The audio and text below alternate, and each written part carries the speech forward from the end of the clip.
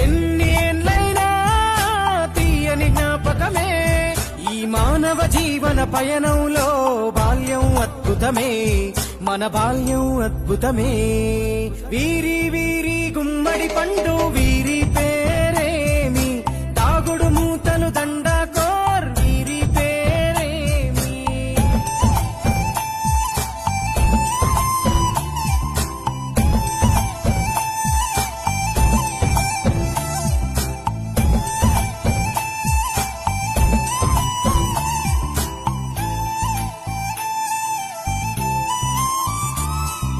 పంటలు పంచి దొంగను ఎంచి రేసాటాడితి మందరమే రేగడి మట్టిని ముద్దగా చేసి బొమ్మరిల్లే కట్టితిమే